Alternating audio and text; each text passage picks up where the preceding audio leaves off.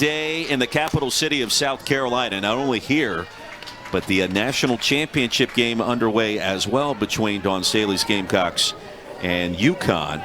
Jory Herd in the circle. You see Illinois native and her numbers. What do you like about what she brings to the table in terms of scouting and what she's accomplished this year? Yeah, Jory Herd has just taken on a bigger role this year. The junior, she was a role pitcher last year, but been able to get a lot more innings for South Carolina, which has really allowed her to show the team what she's made of, coming through in clutch situations. Now, she does give up some hits, but she's a competitor out there, and she's not necessarily going to strike out a lot of people, but she's going to use her defense well.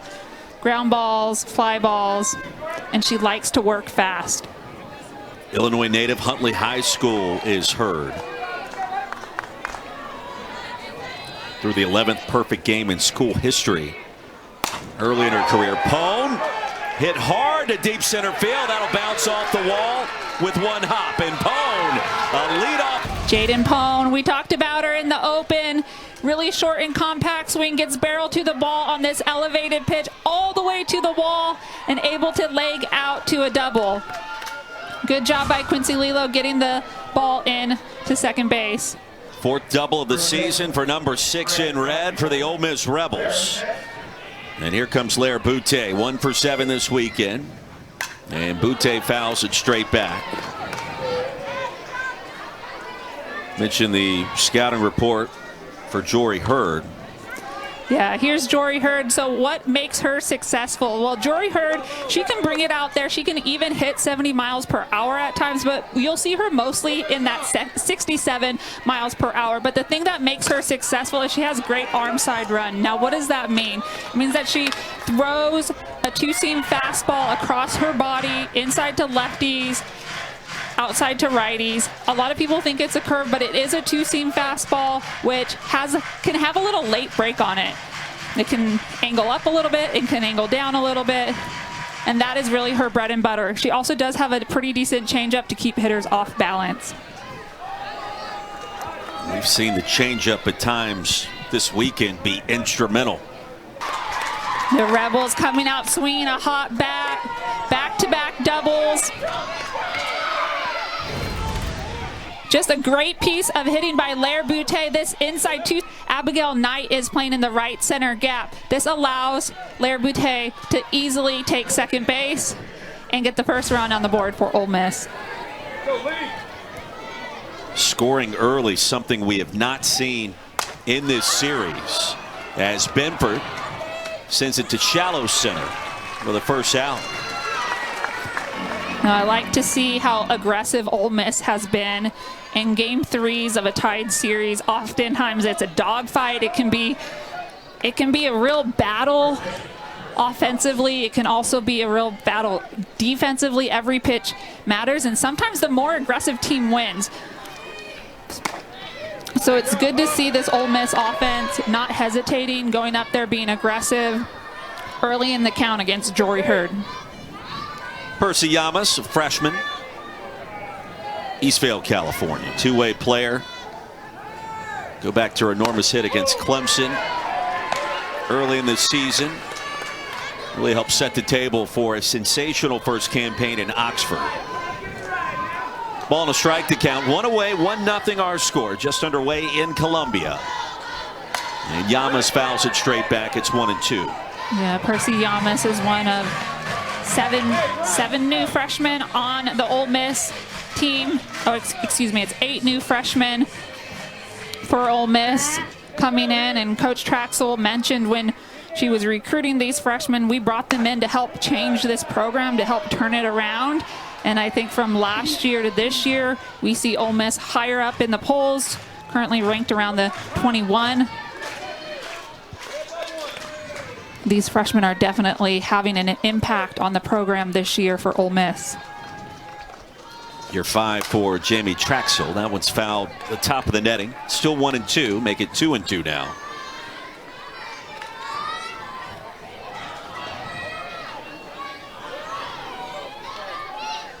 New staff, 8 new transfers, 8 first-year players in Oxford this year, and the results Well, they've been tremendous already. 29 wins overall in positioning for postseason play, just like every other team in the conference right now, of course. But yeah, I think with Ole Miss as well, you got to look at, they brought in a brand new staff, 3 new assistant coaches.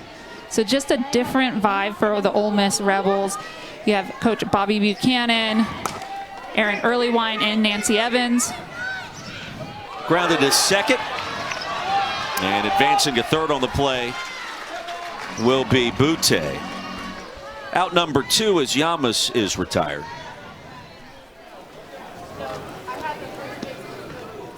Not easy to do with so many new faces to win right away, players and coaches. Yeah, it's really not. I think in getting everyone on the same page, and you know, you still have your select returners.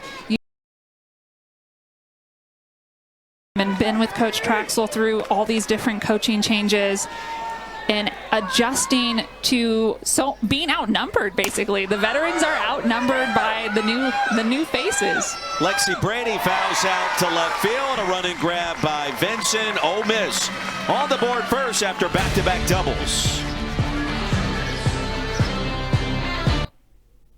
She doesn't take a pitch off. A 566 on base percentage. Like, that is incredible. She's currently 6th in the SEC, and whether it's a hit by pitch, it's a walk, she battles for a walk, she bloops one in, and then every now and again you'll see her hitting balls to the wall and home runs. So it's just really fun to see her compete pitch to pitch. And although on base percentage isn't something that we often think about, you know, that are so fun and the big highlights with home runs, but on base percentage is such an important stat to help turn over the lineup.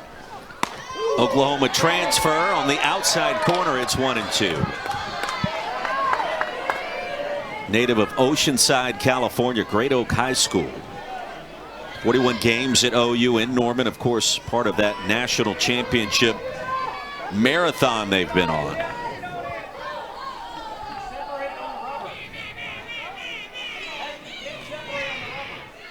Wichenio will step out for a moment and now back in.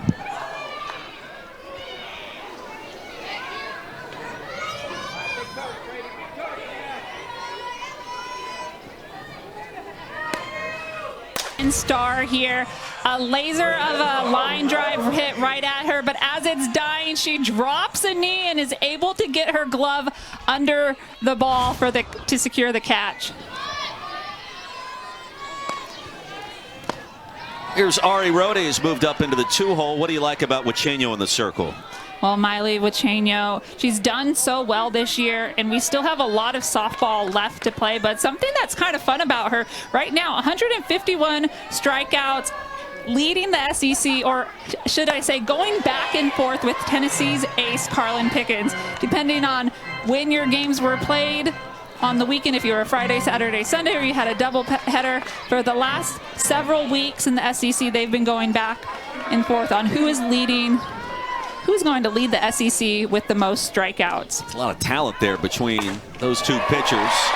Inside out swing that lands in right field, and the first hit of the weekend for Ari Rode. She's been walked 4 times, and a yell of encouragement back towards the South Carolina dugout.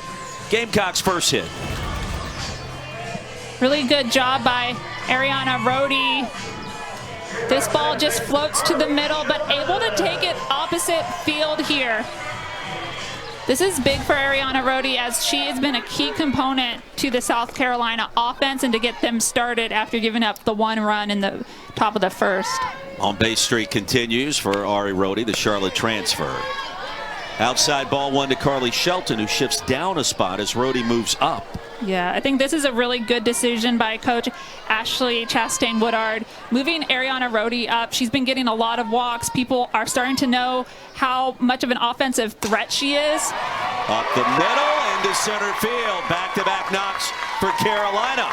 But Carly Shelton, she can do a better job protecting Ariana Rode with things like that and making offensive contagious. Here's Carly Shelton.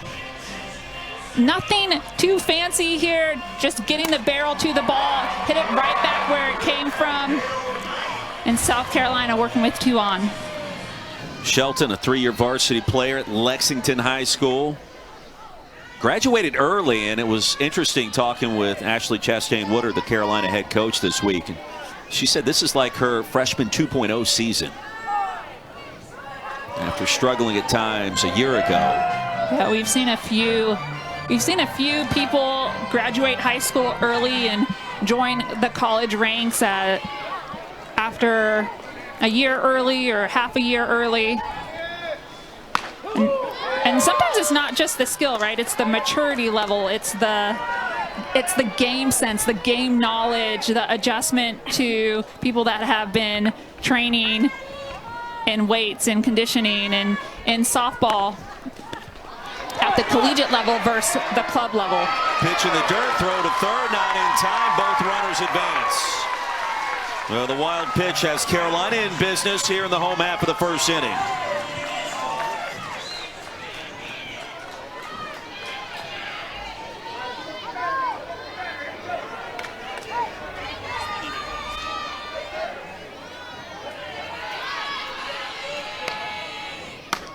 And a big cut by Abigail Knight.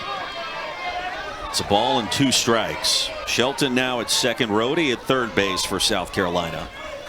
Knight 0 for 4 this weekend, has been walked 3 times, and all these great pitching duels we've encountered through the first 2 games. And Knight able to hold off on the swing. Yeah, that's a good hold by Abigail Knight there, especially with 2 strikes. Miley Wachenio, she wants you to swing at balls outside of the zone. That's how she's getting a lot of strikeouts. So plate discipline is very important in this game for South Carolina. Full count. The delivery for Wachenio to me is interesting, and how she comes set and then delivers the pitch. As a hitter, that's got to be somewhat distracting as you try to establish your rhythm and timing. Yeah, you know, she comes into her set and then she rotates back for a really good weight transfer, a really strong lean back. And it looks like she wanted that pitch. Looks like a screwball on the outside corner, just off the plate. Let's take a look at it again. Miley Wachenio trying to go for the low zone. It cuts through the strike zone, middle to out, but I think it's just a little bit too far. Big opportunity in game 3. Bases are loaded. South Carolina trailing Ole Miss 1-0. Here's Ella Chansey. And Brady had to do everything she could to block that pitch from getting past her. Miley Wachenio, she's been so successful this year, but at times when we've seen her struggle, she's struggled with getting her changeup on time, which is the one that just bounced in. That hit her, or did it touch the bat? I think they're going to probably keep her in the box. It looks like Chansey turned into it, maybe tried to start her swing there. I thought maybe it hit the very end of the bat. Yeah, the knob of the bat. And Ashley Chastain-Woodard wants to know. And now they're going to have a conversation about it. Home plate umpire Chelsea Clark, over at first is Jacob Agee, and then Lyndon Baptiste, the third base umpire. It did make a robust sound as it hit in the hand bat area, where it sounded like it contacted the bat. Yeah, you know, and I like... The ruling on the field is a foul ball. South Carolina is challenging that ruling. The play is under review. I would think if the ball did hit her in the hand, she wouldn't have taken off so quickly, right? Like, you gotta have a little bit of drama. I hate it when hitters do it, but you think, well, ooh. There's no immediate flinch of pain or any kind of discomfort. That kind of gives it away. Yeah, she did. The bat doesn't fly out of her hands at all. The sound of it as well. I don't know how much sound becomes a factor on replay. But the Hawkeye look will tell you, and I think confirm what we are suspecting. It grazed the bat as opposed to the actual hand. Yes. Yeah, from the Hawkeye, 120 clips per second. How incredible is that? That technology that we have to see that in. After review, the call is upheld. Foul ball, counts 1-1.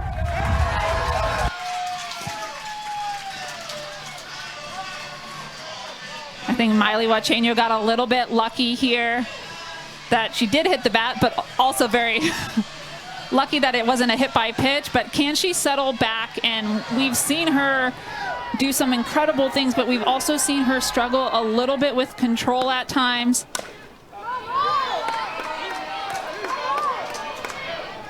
Yeah, the walks, something you were told pregame to keep an eye on to see how quickly Ole Miss would rely on its bullpen today. Ella Chansey was in this same situation yesterday in game 2 with the bases loaded and hit into a double play. The 1-2-3 variety right back to the circle.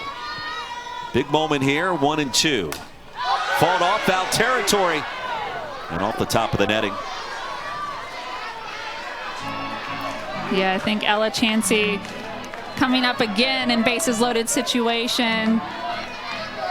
Trying to stay mentally focused, trying to have a little bit of a better at bat, put a better swing on a pitch. And the 1-2 fought off again. Foul territory right in front of the South Carolina dugout, and a great play made by Yamas at first base. Leaned right against the railing and the netting for out number 2. Wow, Percy Yamas, really good job finding the fence first. It even looks like she pushes that net back a little bit. A small jump to make sure she secures that fly ball and secure the second out of the inning. 2 away for Lexi Winters. Bases remain loaded, and a first pitch settles in low for ball 1. Winters 1 for 6 in these 2 games and hitting .311 this year. Lexington, South Carolina native, White Knoll High School, part of the caravan that came down Interstate 77 from Charlotte, along with their head coach, Ashley Chastain Woodard. And big time AB for the hard-hitting catcher, Lexi Winters. Into left field. Jaden Pone started drifting back in left field, and judging by her reaction, she's gotten to everything we've seen hit that direction this weekend. You knew that had a chance to leave the ballpark right there. Yeah, I think everyone was holding their breath there. Is it going to go out or not? Jaden Pone in left field, though, she did do a good job playing the fence, taking it off the one hop. And it was lucky for Miley Wachenio that that ball did not go out. I think that we will probably see a pitching change here, especially since Miley wasn't able to get the control that she needed. Indeed we will. We'll step aside in Columbia. 2-1 Gamecocks leading Ole Miss. Ninth double of the season moments ago off the bat of Lexi Winters, driving in 2 runs, the first 2 of the game for Carolina. Yeah, Lexi Winters go for South Carolina in this series, and they're off to a hot start. Runner still at second and third. And the new Ole Miss pitcher, Brianna Lopez, senior from Riverside, Cali. Yeah, Brianna Lopez, she's one of the few returners on the Ole Miss staff. She's been here all 4 years. The lefty coming in to try to break up some momentum and get Ole Miss back on track. Opportunity for Brooke Blankenship. On the outside corner, it's 0-1. Brooke 1 for 4 this weekend, the senior from Hudson, Florida. Hitting .301, does have the 1 home run.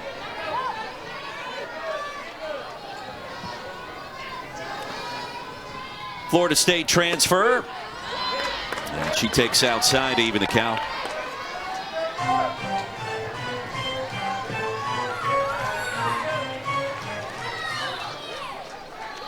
Okay.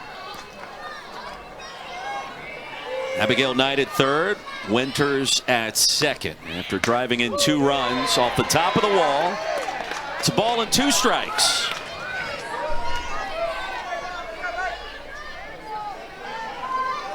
Well, an exciting start here in our first inning after 4 combined runs between the 2 teams in the first 2 games here in Columbia this weekend. Yeah.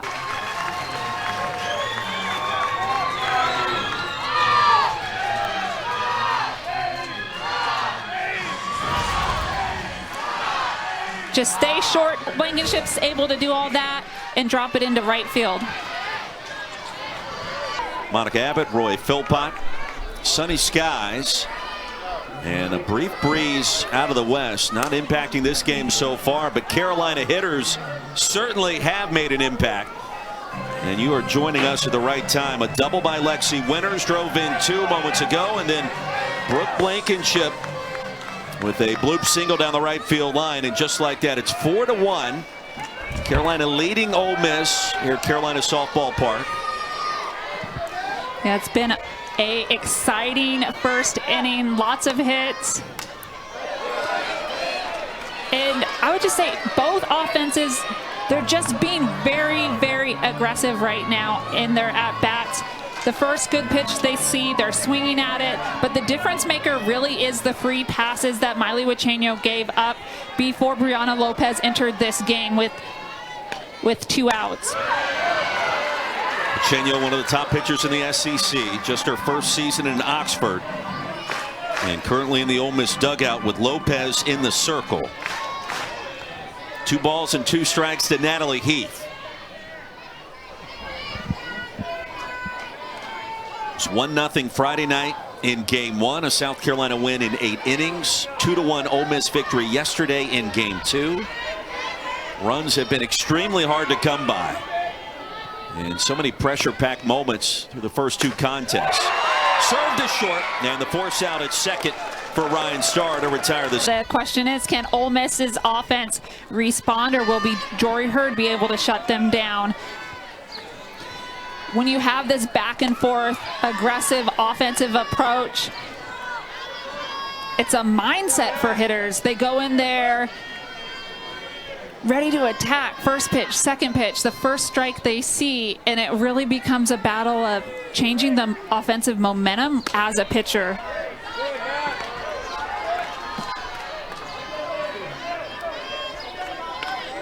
Here's Mackenzie Pickens, a freshman from Flowery Branch.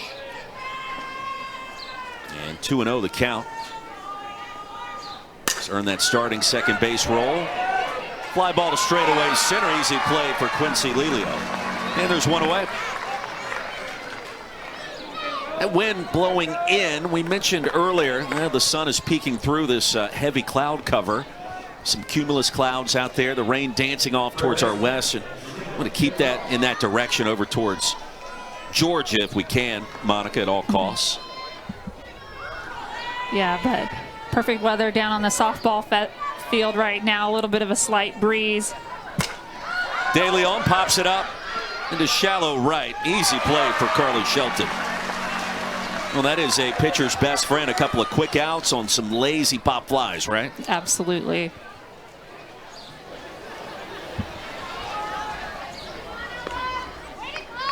Monica Abbott, Roy Philpott here in Columbia. That'll bring up Ryan Starr. Officially 0 for 1 in this weekend set. Junior out of Long Island. We've talked about a number of players from the Northeast in this series this weekend. Ari Rhodey, Rhode Island, the Ocean State. Ryan Starr, New York, the Empire State. Not often you see that in the SEC.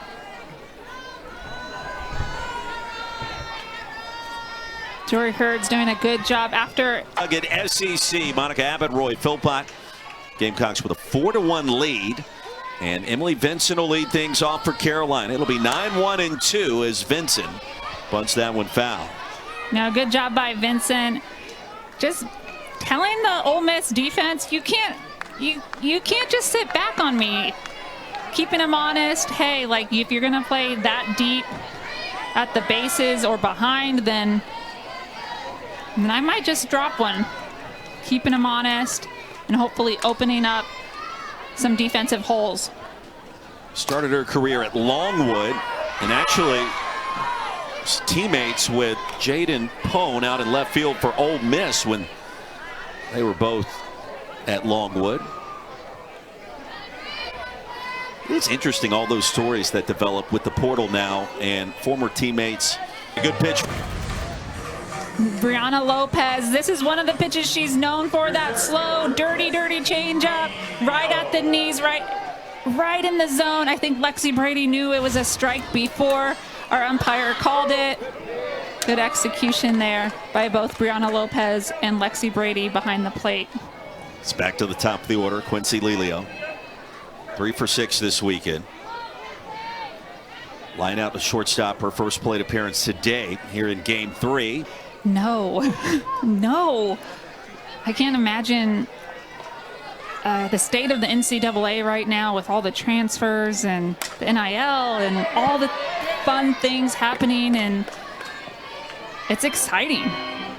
It's fun to talk about, it's fun to discuss, and it's fun to see, I think, the after effects of really impacting the women's sports game. I think we are seeing it in a positive light, especially in the sport of softball, as these girls get more recognition and opportunity for the skills that they have.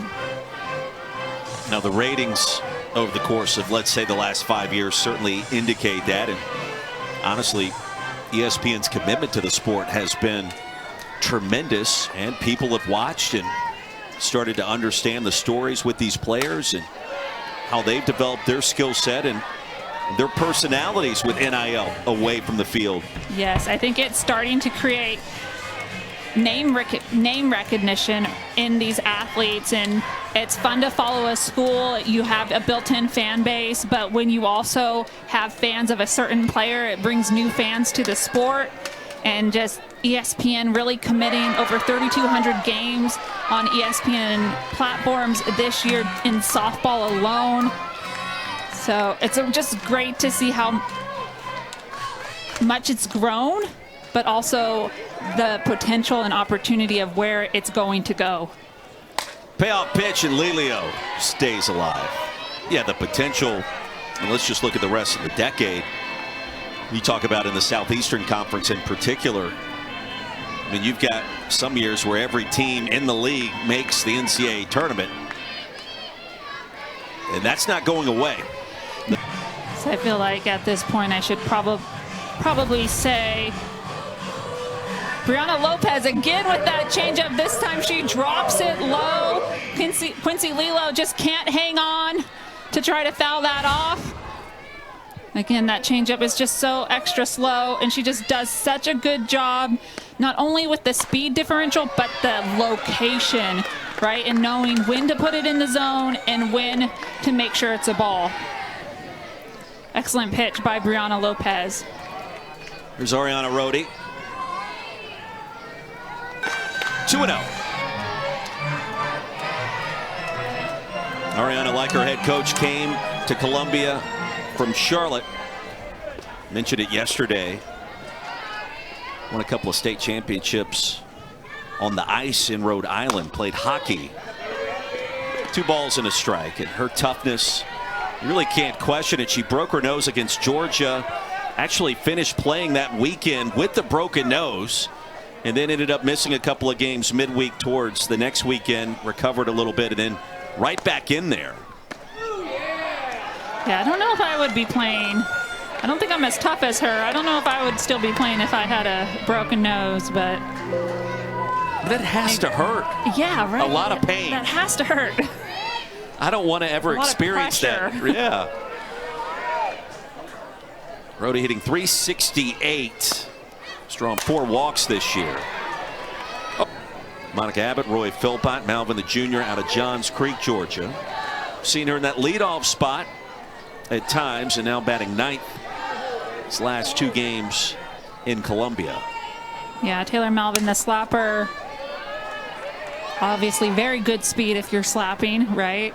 And just trying to set up that top of the lineup. Ole Miss has 7+ hitters that are hitting 300, over 300.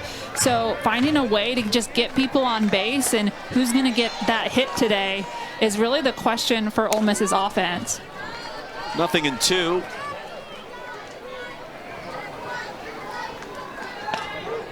Jaden Pone in the on-deck circle. She has been electric this weekend and really the forefront of every Ole Miss rally. Outfield will shift for Carolina. Plenty of real estate over on the right field line. And Monica, you were talking about this pregame and number of different shifts we've seen in the way both of these teams have played each other this weekend, and there you see it clearly. Yeah, South Carolina has played a lot of different defensive shifts. Taylor Malvin, a slapper, most of the time they're trying to hit the ball away, so it makes sense to move your right fielder over and then pitcher on the outside corner just like that. First strikeout for Herd. Here's Jory, after a bunch of foul balls, able to not only hit that outside corner but allow the ball to continue to travel deep into the catcher's box. The appeal down to third base umpire Lyndon Baptiste,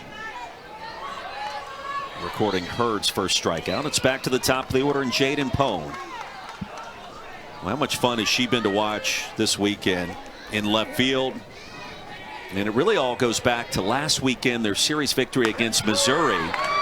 Had a season high 3 hits over the course the weekend in Oxford, and then has really taken off in Columbia.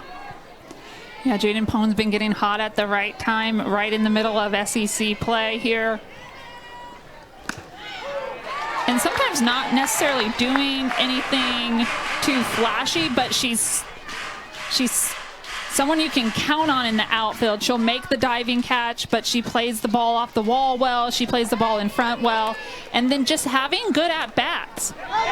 Sometimes it's not about having, hitting a home run or hitting a double all the time, although she did lead off the game with a double, but it's working the count, going deep in counts, having hard hits. Shelton, she keeps running. She doesn't stop running. She gets her glove extended and is able to make a great play in a Bermuda triangle out there between short, second, and center field.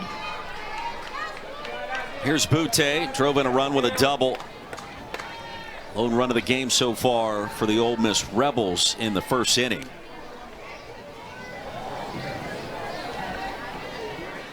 Came into the weekend as the leading hitter for Ole Miss. Now 1 for 7 in these first. Look at that big gap in center field. The right fielder playing in the right center gap, and she has a big gap down the line. You can see as a hitter, okay, what does that mean? What am I looking for? I'm trying to look for something inside so that I can pull it down the line. How about straightaway center? That'll drop and get all the way down to the wall. Butte, a 2-out double for the Rebels. And she's now a perfect 2 for 2. Well, she hit it where the Gamecock center fielder Quincy Lelio wasn't. Yeah, just a great job by Lair Butte. I mentioned it before. She took a little sneak peek at where the defense was playing her, and just great maturity in an at-bat there, being able to hit it where they're not with the bat control for her second double of the day. The Ole Miss offense starting to come to life after a bit of a slow start. Shutout Friday night. 2 runs yesterday in the victory, and already a run on the board with another one in scoring position. And you see what's happened here the last 7 frames. You said you thought that this would shift at some point. We kind of thought maybe it would be yesterday in game 2. Didn't happen. It started to feel that way here in game 3. Yeah, both of these teams have such dynamic offenses. At times, I would say they even lead more with their offenses. They both have some really powerful hitters, and Lexi Brady and Ariana Rhodey, but for the most part in game 1 and 2, the offenses were stifled a little bit. They were quiet. So I knew it was just a matter of time before the offenses figured it out a little bit and got a little bit too tired of getting out and not getting hits.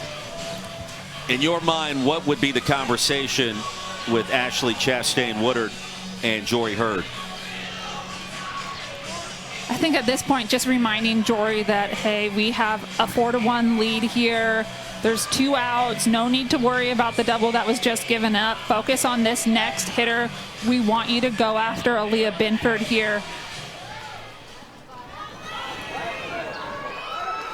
And not let some of the hitters that she's faced, like hired former alumni being hired, it just brings a great momentum and knowledge and pride to that program. Asked her the question last week before this series began, where were you when Ray Tanner called? She was the head coach at Charlotte at the time. Season ends. Coaching change is going to be made here in Columbia. She said, I was actually sitting in our house with my husband, who of course is the head baseball coach with the Charlotte 49ers. Ray Tanner calls and she hangs up the phone, and all of a sudden the wheels are in motion. A big decision to be made, because think about it. You're married to the baseball coach or the softball coach at the same school. You want to go back and coach your alma mater, but it's not something that is just a slam dunk right away. How do we do this? How do we navigate?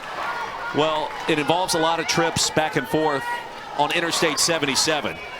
And these two schools separated by about 90 minutes. So quite familiar there. Shelton belts one high off the wall. And a leadoff double for Carly Shelton. Not sure how the ballpark held that one. Was a laser beam right underneath the scoreboard.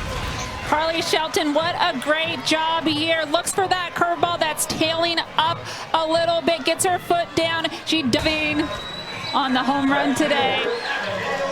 And she legs out a double. 14th double of the season.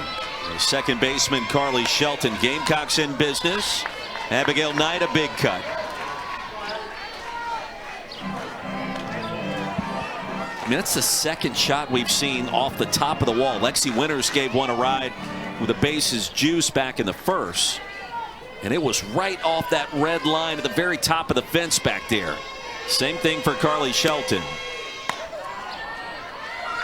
After the big double, there you see Brianna Lopez going to her changeup again. Sometimes when you have a changeup pitcher on the mound, the first thing that you want to say is, okay, we need to get people on base to help eliminate the changeup. Coach Traxel out here to talk to her defense. And I think just stress the importance of trying to keep this at a 4-1 game. It's just the bottom of the third, still a lot of time left.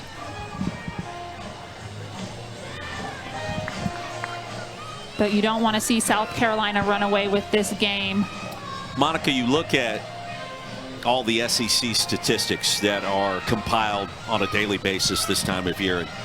Team ERA, strikeouts, hitting percentages, power numbers. You see Abigail Knight, and it's a ball and a strike. South Carolina doesn't really stand out in any particular category until you start to look at some of the defensive numbers. Second the SEC in fielding percentage, and you watch them. They don't make a lot of mistakes, and their discipline at the plate, to me, has been impressive in watching these last 2 games. What are your thoughts on what makes South Carolina so good? Yeah, I would definitely say the plate discipline. And as we say that, Knight strikes out. I would say the plate discipline for South Carolina is the big difference here, and just straight up defense. I think playing in the SEC, you have to be good at 3 things. You got to be good at hitting, you got to be good at defense, and you got to be good at pitching. So everyone in the SEC has a solid pitching staff. The question is which to win, you have to have 2 of those 3. Okay, are you going to be good at defense and hitting, which I think South Carolina, that's where they're really good. Are you going to be good at hitting and pitching? I think that's where Ole Miss really is very good. But the teams that have all three, the hitting, defense, and pitching, that's where you see the OUs, the Texas, the Tennessees, the Floridas, who are at the top of the league. And the top of the country. And top of the country, absolutely. But when either of these, on any given day in the softball world, South Carolina, we've seen great moments from them putting all three of those aspects of the game together. Same with Ole Miss. This is why they have had a turnaround year this year. At times, they've done all three really, really well, but it's finding that consistency. Chansey pops out to Pickens at second. And after the leadoff double, back-to-back outs recorded by Lopez. And for Jamie Traxel, that's got to be pleasing, trying to get her team back in this. Yeah, this is a really good job by Brianna Lopez after the leadoff double, trying to stifle the momentum of the South Carolina offense and sticking to what she's good at. She's using that changeup effectively to them, making sure her backdoor curve and her curveball aren't floating high or staying middle, which is where she's given up those hits. But it's so important for Brianna Lopez to keep them in the game right now. Here's Winters. Hit that double, smacked it off the very top of the left field wall on her first AB.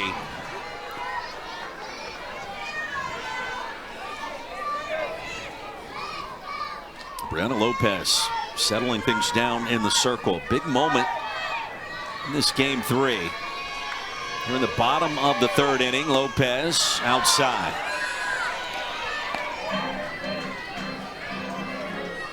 You know, both of these teams coming off of conference series victories last weekend.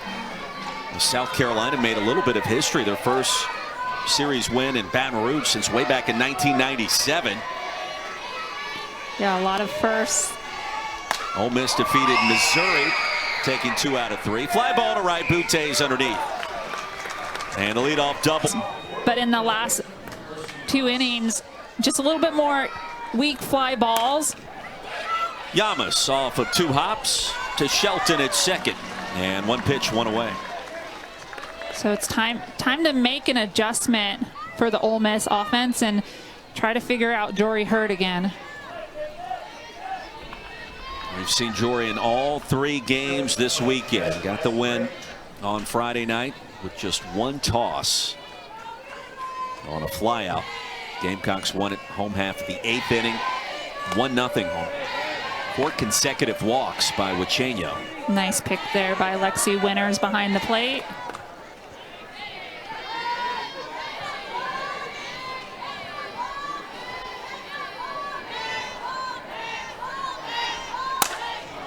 Lexi Brady sends that one a mile, and it's off the brick. A building located down the left field line in foul territory. That shows you a little bit about her power.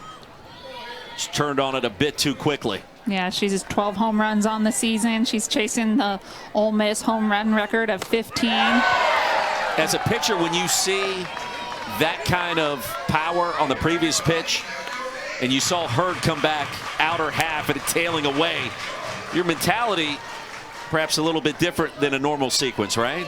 Oh, absolutely. I love the big, deep foul ball, fly ball, and then the combination coming back with the changeup on the outside corner. I mean, that's just great sequencing by Jory Herd and great execution as well.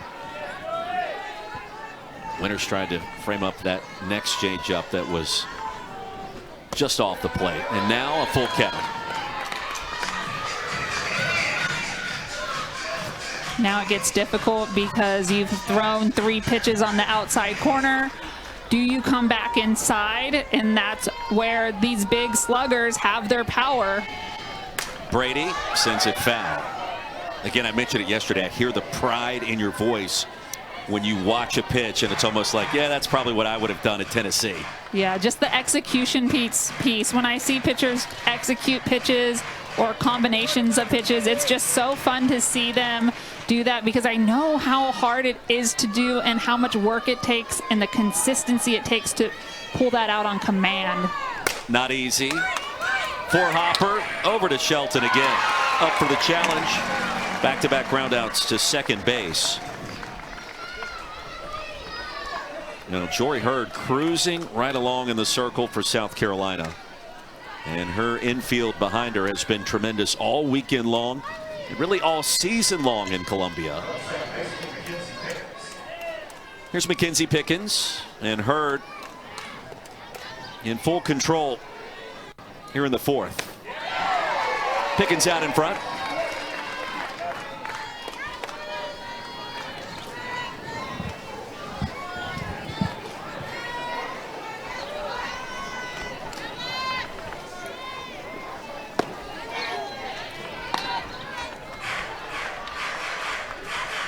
This weekend has had a postseason feel to it, given the close nature of those first two games.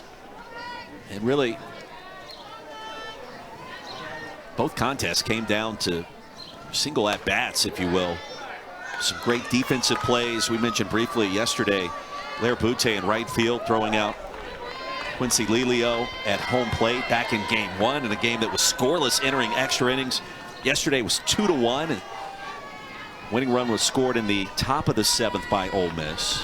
Jory Herd has that four-seam fastball on the inside, but she throws so many pitches outside. She likes that changeup out. She likes her two-seam fastball, commonly mistaken as a curveball on that outside corner. And I think that we see South Carolina's defense, especially Carly Shelton over at second base. She tends to slide up the middle a little bit early in the count, taking away that pitch up the middle. You've seen her field 2 ground balls in this inning already, but taking that range. It's sharply in the gap, and a one-hop that is stopped by Lelio. And that was a nice play just to stop the momentum of that softball there. Yeah, Quincy Lelio has probably held her breath a little bit on that one. So the inning continues with Pickens now at first base on the single. Her third hit of the weekend. Here's Quincy Lelio trying to lay out, but she's a little late on it. Good thing her glove was behind her body and prevents that ball getting to the wall. Little short hop into the glove on the dive. Here's DeLeon. First pitch strike. Angelina, search of her first hit this weekend. Valley Springs, California, and her third home run of the year last weekend against Mizzou. Really has been a dependable 4-year starter for the Rebels. 0-2. Leads the team in returning starts, going back to the beginning portion of this campaign.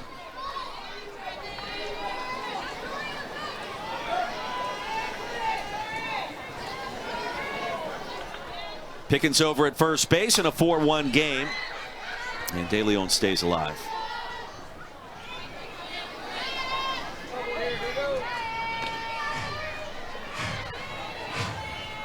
Ashley Chastain Woodard in the South Carolina dugout. Her first season, what an incredible run Carolina's been on.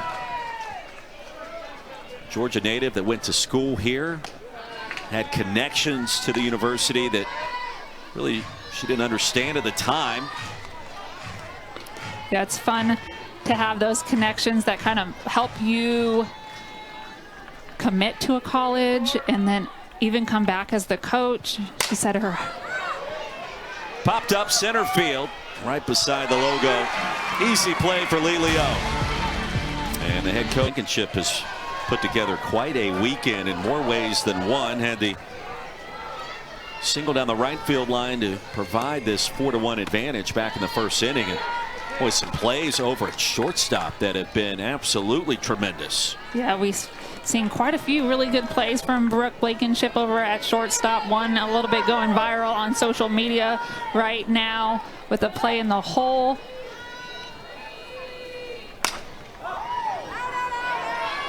That one is swatted foul. And so Ole Miss. You know what gets me is the hop, right? She's got some air. She's able to really get up in the air a little bit. The opposite field again. Boutte. Foul territory is going to make the play. 1 up, 1 down for Carolina. Just really fun plays defensively from Brooke Blankenship to see just the hops that she has, and then being able to contort her body to make a good throw after that with some power on it over to first base. Natalie Heath hitting 8th for Coach Chastain Woodard.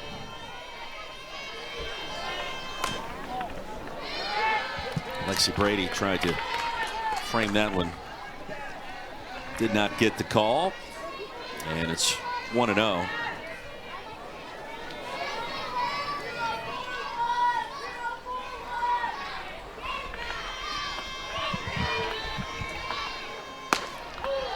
Inner half and a called strike. Yeah, nice curveball there by Brianna Lopez. Sometimes throwing that curveball inside to righties can be a little bit difficult on placement. Heath, a multi-sport standout going back to her days at Northgate High School. Lettered in basketball, soccer. And Monica, she was the county shot put champion as well. Now that's something you don't hear every day. Shot put thrower. Missed most of 22 with an injury. Didn't play in 2023. And then now more instrumental this season, just a shade under 300. She does have those 6 home runs. Wind continues to blow towards right field line. Excuse me, swing. And a full count.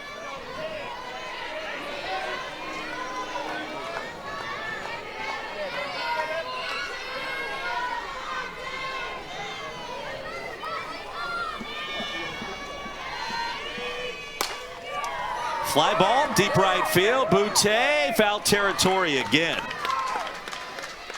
With a second out.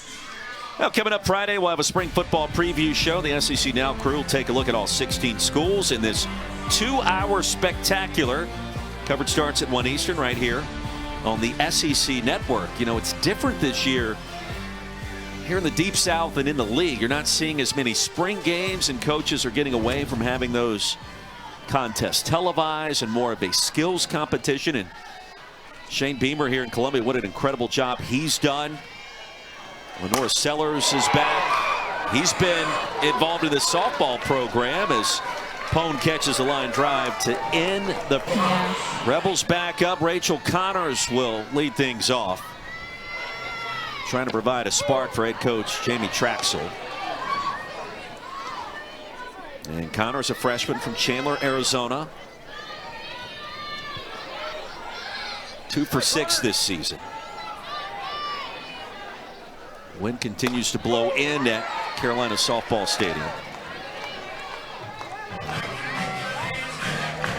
Jory Herd going right at this pinch hitter, Rachel Connors, getting ahead early 0-2. She's retired 12 of the last 14 hitters and make that 13 of the last 15 hitters. Since the first inning, she has just settled in and really using both sides of the plate really well. Second strikeout here in Game 3 between Ole Miss and South Carolina for Jory Herd. And that brings us to Taylor Malvin.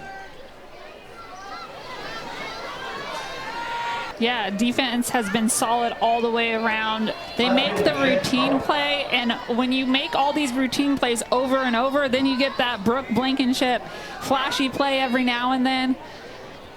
It just makes a fun defense to watch. And they have the pitchers that aren't necessarily going to strike out a lot of hitters. They might get 5 strikeouts a game, 6 strikeouts a game. But Jory Herd and Sam Grass, who are their main 2 arms, both of them really get a lot of ground balls. They get a lot of fly balls. That is how they're getting their outs. Lexi Winters into the circle. Brief conversation. I'll give you one quick update down in Tampa and the national championship women's basketball. UConn and South Carolina, and the Huskies currently ball and just the opportunities that they have as collegiate athletes on where they are now and where they can potentially go.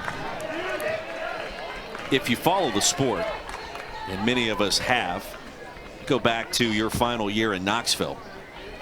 And we talked about the number yesterday, and I indicated for a moment I feel like that should be a part of like every password that you have. Monica Abbott, 724 strikeouts. Yeah. Not in a career, not over the course of 2 or 3 seasons. In one campaign, 724. Should I test you on the career strikeout number there? Well, I know that there were 4 straight seasons of over 500. There were a large number of no-hitters thrown in your final season in Knoxville and perfect games. So to suggest that you know a thing or two about what it's like in the circle would be a vast understatement. So I'm hoping that some of these coaches, when you're calling these games, are getting you to talk to the teams and the programs about what it's like and what your mentality was. Lelio draws the leadoff walk here. Yeah, a lot of the coaches, I go down there and just say hello. I know almost everyone that is coaching, and just being able to talk to them a little bit about the game, some intricacies, some strategy, and how to get the level of play up, right? I think that is the challenge. And sometimes when the difference between college and pro is that game knowledge, that game sense, and being able to anticipate things like pitching changes, anticipate when to do that, and when a hitter is getting hot or not getting hot, and just being able to have just that repertoire between coaching staffs and the experience that I've had on the softball field. And of course, whenever I go down there, all the pitchers, I can see their eyes getting big and like, oh my gosh, that's Monica Abbott. Line drive over to third and played beautifully by De Leon. One away, Lelio remains at first base. If you don't mind me asking, what is the level of confidence one has when you have that many strikeouts and that many perfect games and that many no-hitters in a single year? What was that like? Yeah, I think so many times we see seniors have these career years, and I definitely had one my senior year. Through the hole into left field, and Gamecocks now with runners at first and second. And I think the biggest thing for me that I learned while at Tennessee, and I often was stubborn early in my career and stubborn to change, is I learned that I had to make adjustments on who I was as a pitcher and not be afraid to change or evolve and grow. In my senior year, I was able to take a very good rise ball that was giving me 500 plus strikeouts. There was no reason to change it, but I took my rise ball and figured out how to throw it more for a strike and created this low rise situation that separated zones and made different pitches. I had a low rise, I had a high rise, and a through the zone rise, and because of that, my strikeout numbers multiplied. After they were already jarring when you look at them for the first time years later, like I did just a couple of days ago. Abigail Knight, the hitter, and it's 2-0. Lelio at second base, Rohde at first, and Ari Rohde has enjoyed quite a game 3 with 2 hits. She's been on base a bunch this weekend, 4 free passes before this Sunday afternoon. Golf to left field, Pone tracking in front of the track and an easy play, tagging Lelio. And she will slide in safely at third base. And so runners at the corners now with 1 away, home half of the 5th inning. So the ability to adjust in the circle, maybe not as intuitive for an emerging talent in the collegiate ranks. And you got to fight through it sometimes to force yourself to make those changes, to take that next step. Yeah, I think when you come in as a freshman, there's so many things that you have to adjust to. You have to adjust to new coaches, new language, new new information and data, how to apply. But as you go through your 4 years, you start to understand who you are as a pitcher, what makes you successful, and you also realize the intention of a pitch. Okay, why is this pitch being called on a 0-1? Why am I throwing a changeup on an 0-1? Why am I throwing a curveball on an 0-1? And where does that have to be placed? Taking second will be Rhodey, and she'll steal second without a toss. And I think when pitchers understand that intention and are able to stay present within the moment of each pitch, that's when we see better execution, not only on individual pitches, but execution on big strikeouts in a game. Two in scoring position. That's right off the elbow of Chansey. And it was Shelton that stole second. Rhodey now at third. Bases are loaded for Carolina. Well, Brianna Lopez trying to come inside on that curveball while she's ahead, but just runs in too much on her. Ella Chansey, not much she can do there, but just take the hit by pitch.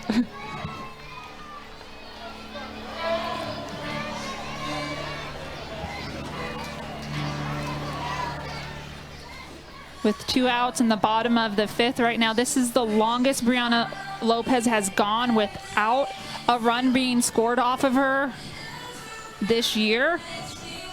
And now she's looking to find that third out. I think it was a smart call by Lexi Brady, just going out there, reminding her, hey, it's okay, we got the bases loaded. No big deal. We have 2 outs. Settle her back down to try to focus on this next hitter so Ole Miss can get out of this inning. Nice pitch there by Brianna Lopez, a little backdoor curve.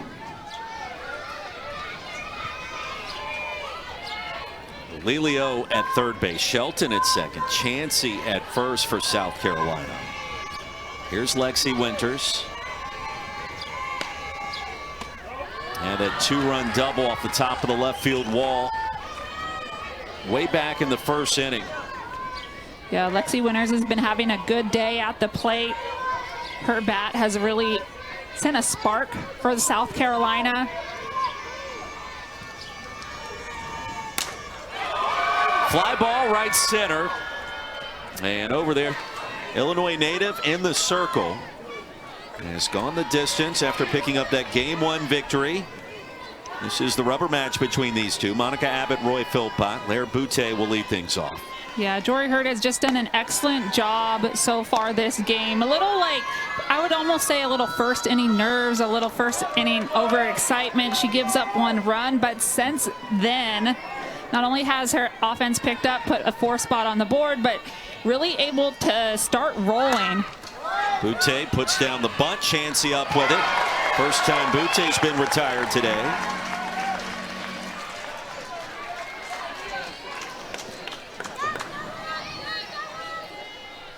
Well, coming up tonight, the SEC Down team will have a complete wrap-up of the Women's National Championship matchup between South Carolina and UConn. It's live from Tampa over on ABC right now. Plus, look ahead at tomorrow's Men's National Championship between the Gators and the Houston Cougars. Coverage starts 7 Eastern today. Aaliyah Benford, and a first pitch strike to her from Herd. I admit I was trying to stay up.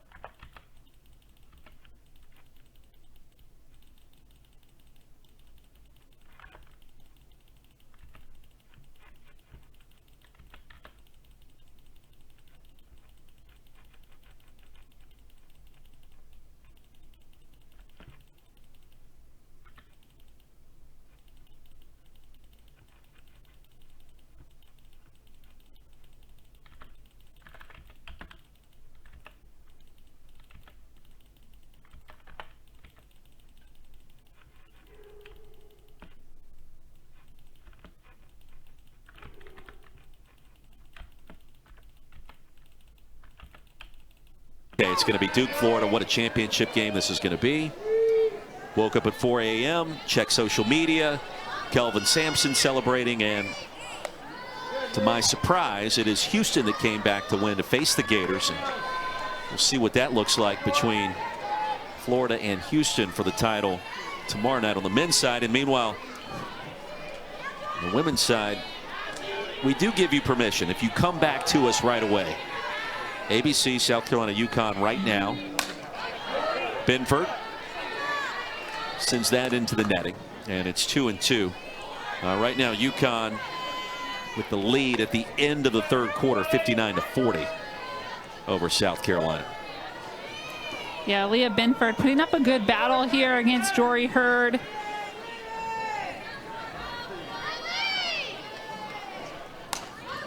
Big cut. Fouls it straight back for Aaliyah Binford. Another foul ball from Aaliyah Binford. In her first 2 at-bats, she didn't see a lot of pitches, so this is her longest at-bat thus far. I think that shows some adjustments, trying to figure out what she needs to do to get a hit off of Jory Herd, who's been kind of in a rhythm. Getting a lot of people out, throwing both sides of the plate, and mixing speeds really well. There you see a changeup that she missed to take it to a 3-2 count. Binford, the D1 softball comeback player of the year. Two-way standout sharply to Chansey. He wastes no time for out number 2. Ella Chansey busy over there, making the first 2 outs of the game. First on the sneaky bunt from Lair Boutte, and then on the hard ground ball from Aaliyah Binford. Now Chansey, first team all AAC in her time at Charlotte. And again, this South Carolina team just solid. Yeah, they're just solid all the way around. I think we talked about it. There's not really someone on the South Carolina team that is, #1 in home runs in the SEC, #1 in batting average, #1 in this, #1 in that. But they play so well together. And at the end of the day, softball is a team sport. So the cohesiveness of the team does make a difference. And they have some really good athletes on their team that are performing really well in the top 10 and then the top 15 statistically. But overall, I think the thing that's sticking out for me for South Carolina is how they are able to play as a team. Really good piece of hitting by Percy Yamas. Just a little bit too much over the plate. She gets her front foot down and really able to lay into that stand-up double for Percy Yamas. Her 7th of the season. And Ole Miss with a runner in scoring position. And Ashley Chastain-Woodard out of the Gamecock dugout. We'll talk things over with first base umpire Jacob Agee for a moment. And let's see what's happening here.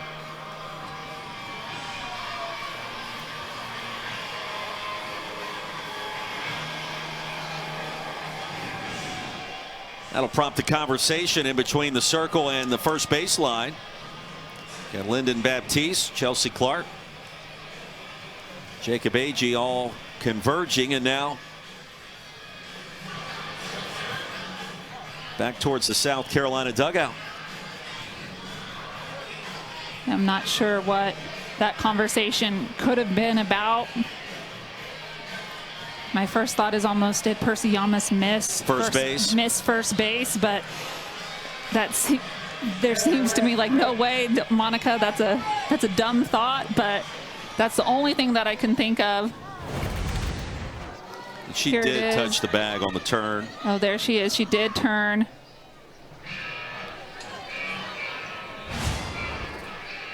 So she did hit the base. Okay, so that was not it. But here's Coach Ashley Chastain-Woodard talking to Jory a little bit. I think this is, again, just a settled down moment. We're starting to get late in the game. We don't want to let an inning with 2 outs and a double in the heart of the lineup get out of hand here. We're still up 3 runs. Be smart, but let's go get Lexi Brady. Sam Gress is on standby if we need her in short relief. And let's see. They are going to make the call to the bullpen.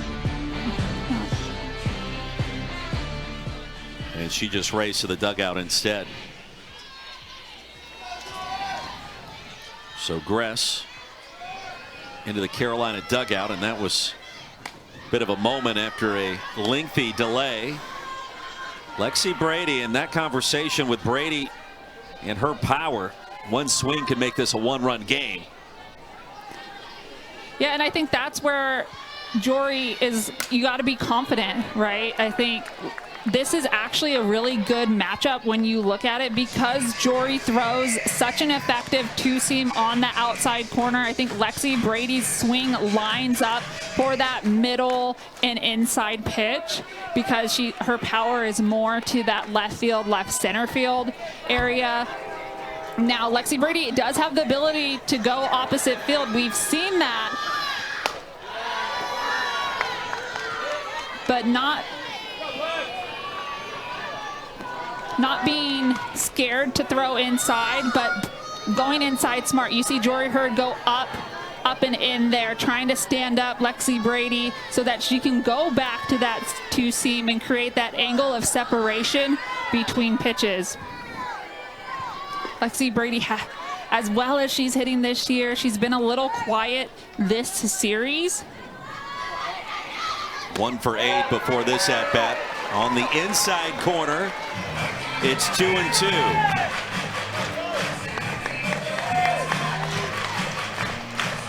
Herd versus Brady.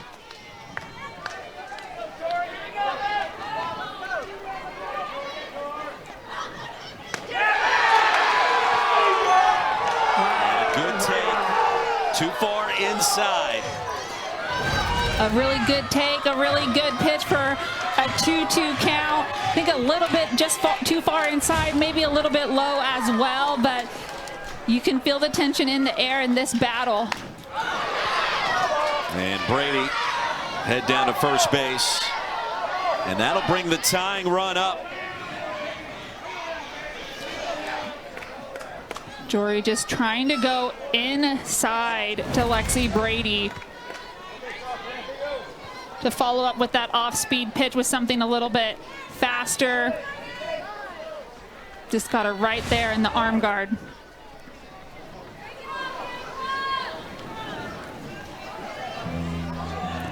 And we will see if the pitching change is set to come now. It appears Ashley Chastain-Woodard considering that very option out of the Gamecock dugout. Well, the way we saw Gress make the move a few moments ago before Brady dug in, looked like she was ready at that point and officially ready to go now. Herd to Gress as we step aside. A big moment in Columbia when we return.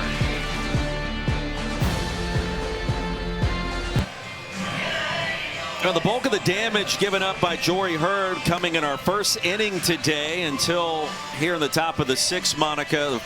The last two reach for Ole Miss, but an efficient start for Jory Herd. Yeah, I think a really good day on the mound for Jory Herd. She's thrown a lot of innings this year, as Coach Chastain-Woodard mentioned to me earlier today, is that she's thrown a lot of innings early, and so they're trying to get Sam Gress more innings to kind of catch up to Jory Herd. But Jory Herd, nothing to hang your hat on. Really good day. At times she rolled through this game, and that's why I said at the open, they're just a dynamic duo. Sam Gress and Jory Herd, they complement each other in their separate pitches really, really well. It makes it hard for offenses to get comfortable, and we often see both of them in the game for South Carolina.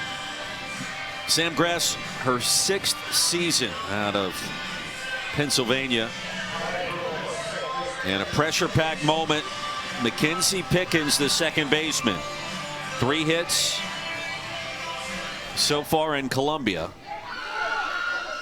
including a knock her last time up. She represents the tying run here. The top of the 6th inning, off speed and strike 1. Yeah, and you'll see a lot of that from Sam Gress. She throws 3 different speeds. lower. Bottom half of the zone is going to be low 60s. Her rise, upper half of the zone, can hit up to mid 60s. Flare into right field. That's going to drop for a base hit. Knight unable to corral it cleanly. One run is in for the Rebels, and it's 4-2. Grisham, the pinch runner at third base. Pickens at first base for Ole Miss. Gress in out of the Gamecock bullpen.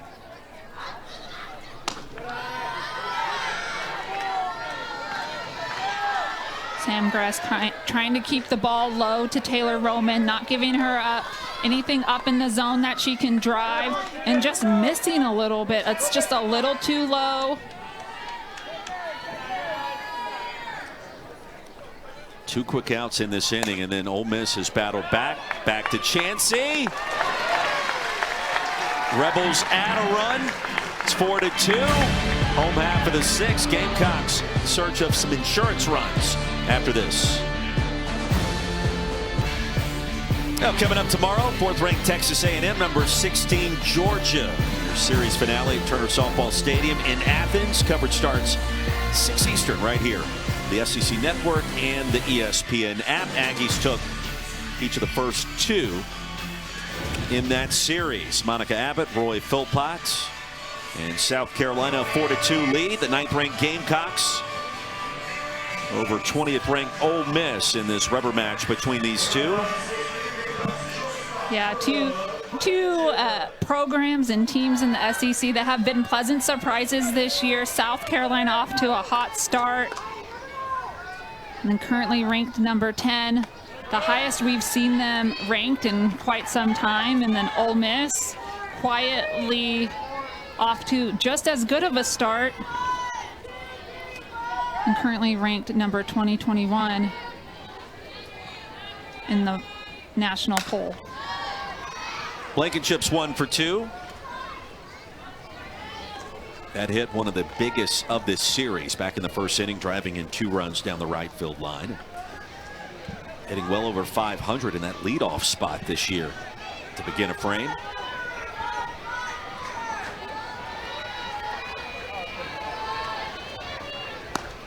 I do want to ask you, it took me probably 3 innings to figure this out,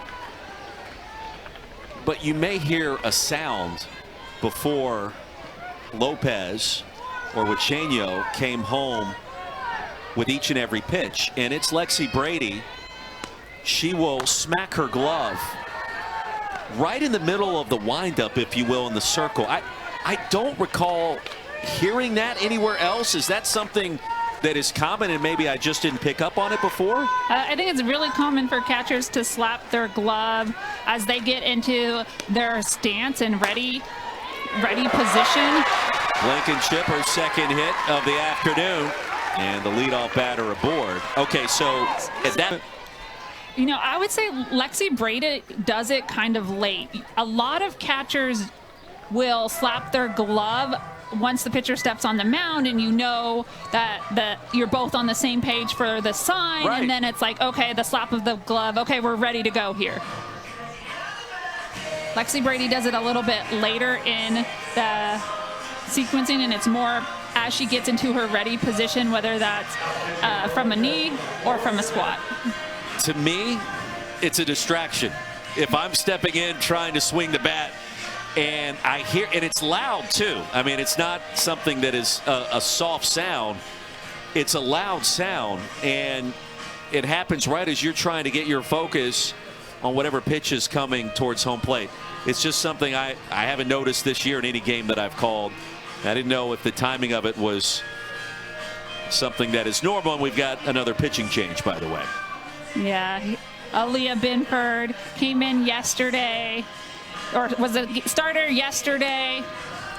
We see her coming into relief, especially since I think Ole Miss scored that run in the top of the 6th and cut the deficit in half, trying to make sure that they have a hold inning.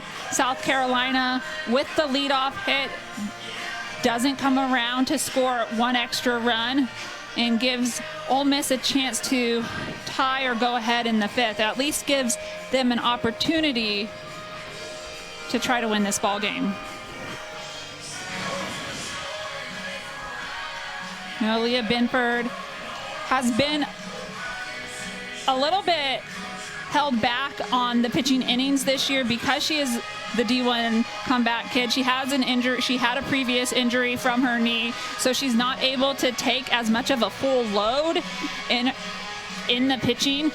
So it's good to see her come back out in a closed position because they are going to need that. Ole Miss will need that as they move deeper into the SEC season and even into postseason play. Leah Binford in the circle. Third Ole Miss pitcher that we have seen today in Game 3, and her scouting report. Yeah, Leah Binford, she throws about 65 miles per hour, but the best thing about her is that she dominates the lower half of the zone. She doesn't really bring the ball up. She induces a lot of ground balls, and then she has a very fast pace. She wants to get her sign, and she wants to get moving on the mound. She's always ready to go. I think Coach Traxel mentioned that she's a little bit carefree. She doesn't let things bother her when she's on the mound. There you see the drop ball on the inside corner.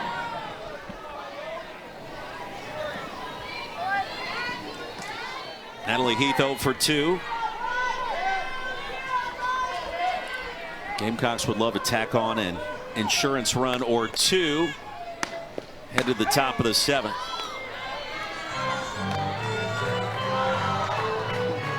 Three 0 the count to Heath. And so if you're watching at home, the sound I was talking about, if you watch Lexi Brady, the Ole Miss catcher, closely, fist will go into the glove right before the throw home. Yeah, and she does it with the kind of force where it sounds like the ball is hitting the glove. And so the first couple of times it happened, I had this initial fear that I missed the pitch because I heard it. Yeah, you see it's definitely a timing mechanism and a ready position for Lexi Brady, but she's slapping her glove so hard, I wonder if her fingers are getting numb. And Heath aboard on the free pass. Gamecocks with runners at first and second. First two reach. No one out, and that'll bring up a pinch hitter.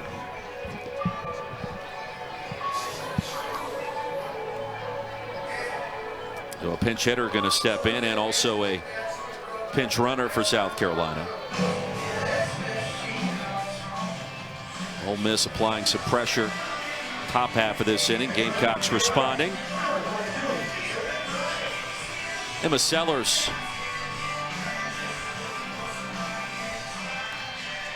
will hit, the senior from Lakewood, California. And Nia McKnight, the pinch runner, over at first base.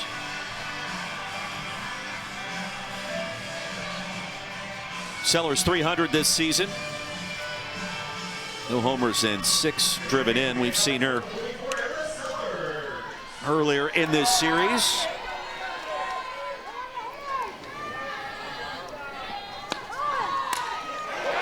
Back to the circle. Binford over to first. The only play, the 1-3 sacrifice. It'll go 1-4 with Pickens covering over at first base. Gamecocks with 2 runners in scoring position.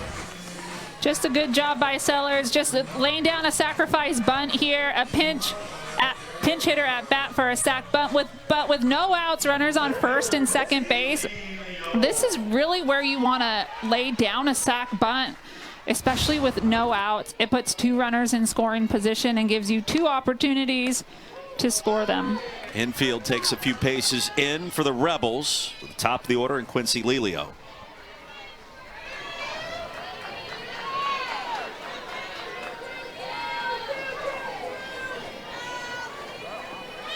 The runs have been hard to come by in this 3-game set.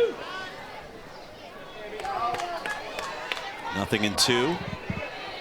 Lelio has been a very difficult out despite that 0 for 2 scorecard today. 3 hits in the first 2 games. She's walked once today. Protective swing on the outer half.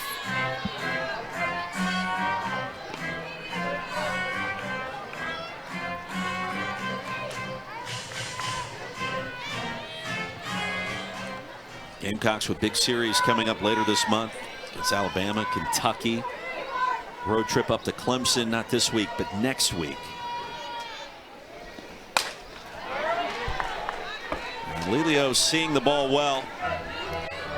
Yeah, Lelio, she does such a good job of finding her way on base, battling pitch to pitch. I think if there's one thing that I see from her, it's that she doesn't take a pitch off. She seems to have really good zone awareness and also of what she can hit and what she can't. She's not just going to go down in 3 pitches.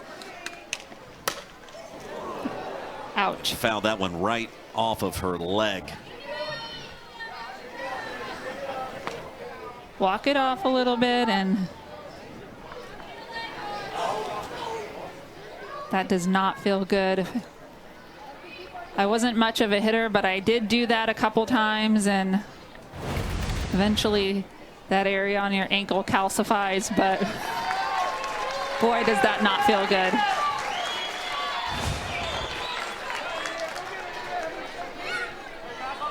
Quincy Lelio, I don't think she does that very much, so excellent placement on her pitches there by Aaliyah Binford as Lelio tries to again find her way on base. Hot shot over to third, the dive to the bag for the double play. As Ashton Lansdell, pinch hitter, digs in for Ole Miss. Monica Abbott, Roy Philpott, Sam Gress, the pitcher in the circle for USC.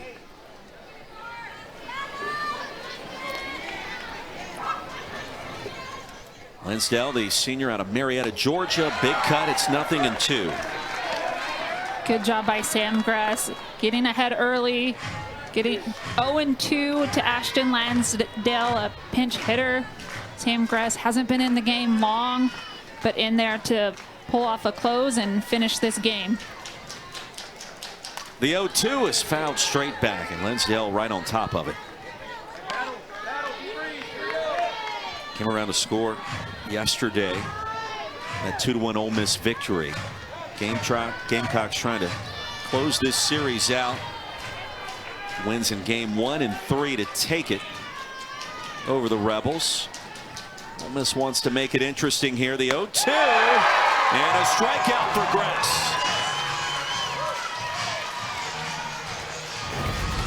Great job by Sam Gress, getting ahead early, and then she goes in with that rise ball on the upper half of the zone, running in on Ashton Lansdale. Not much that she could do with that pitch. Sam Gress securing the first out.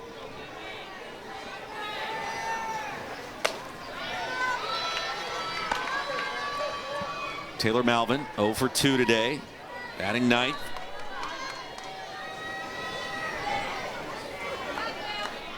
One hit in the first 2 games. Johns Creek, Georgia. Rebels will love to get some kind of bloop and a blast or just anything to keep this game going. Got Jaden Pone in the on-deck circle. Great season, year 5 for Jamie Traxel.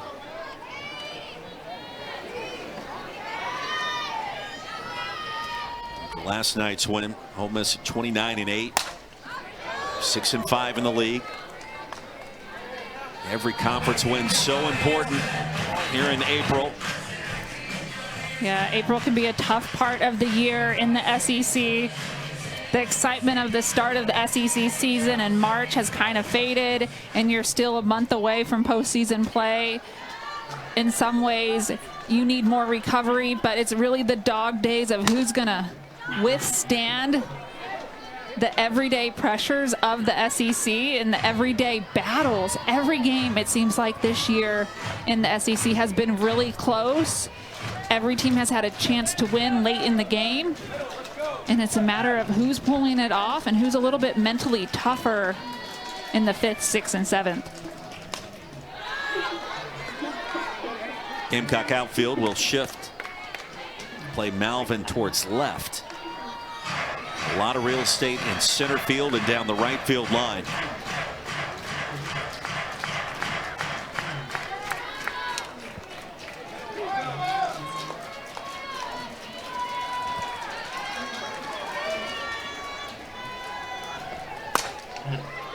To third and Chansey. Ole Miss down to its final out. Top of the order. Just a soft slap to Chansey over at third base, but Chansey charges it and comes across the field, getting rid of the ball quickly to get the speedy Taylor Malvin. 2 outs in the 7th. Pone with 5 hits this weekend, 1 today, and hits softly to center right in front of Lelio. Big turn by Pone. That'll bring the tying run to the. It'll keep the game alive for the Rebels and Lair Butte. And don't go anywhere just yet. We've seen some very tight finishes in these first 2 games. Yeah, Lair Butte, 2 doubles in this game alone, and then a sneaky bunt that she was thrown out on, but she's been seeing the ball well today. Outside for ball 1. Senior out of Riverside, California. She has hit the ball awfully hard.